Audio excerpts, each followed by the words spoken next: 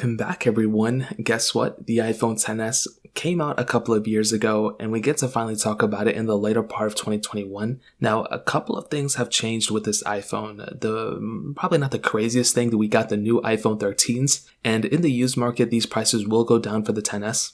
So if you wanted to pick up a XS, do keep in mind that price will probably end up going down sooner than later. So you may want to wait out until purchasing it, to be honest. But on top of that, the bigger thing that changed with this device is the new iOS version. So we did get iOS 15, and this is the latest and greatest from Apple. It honestly didn't bring anything crazy with this update, and because of that, I would probably recommend not installing iOS 15 on your iPhone XS even right now. And that really is the most important thing I can say in this video, because a lot of people probably want to install iOS 15, and I would recommend staying away from it. I pretty much installed every single version of iOS 15 on this iPhone, and I pretty much saw that, although it still is getting better and better with updates, it's really not at a point where I would recommend installing it yet. So stay with iOS 14 in my opinion if you're lucky enough to still be on it. Now, funny enough, I did compare and review the iPhone XS against all the iPhone 13 models, including the 13 Pro Max, I believe, and I'm still surprised how good of a phone the iPhone XS still is. I mean, this is a quality phone still, and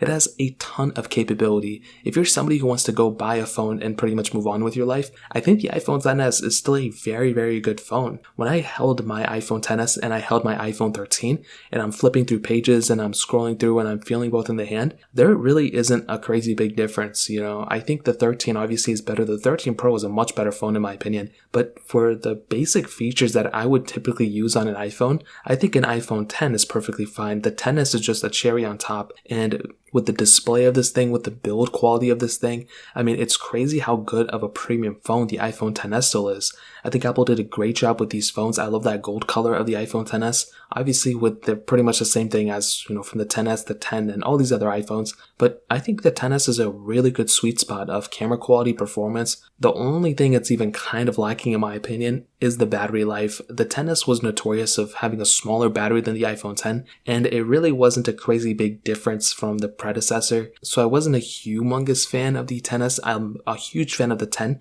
but like I mentioned, the XS is still a very good phone, and it's gotten cheaper over time, and it's even cheaper in the used market. I've seen a lot of these things go for less than $500. You can probably pick them up for like $300 something if you're lucky. So I would highly recommend you, from what I've tested against the 13, the 13 Pro, 13 Pro Max, even the 12s and 12 Pros last year, this was a very solid phone in so many ways, even in the performance segment. If I'm swiping through and doing basic things on the iPhone XS still, it can easily handle anything I throw at it in that sense.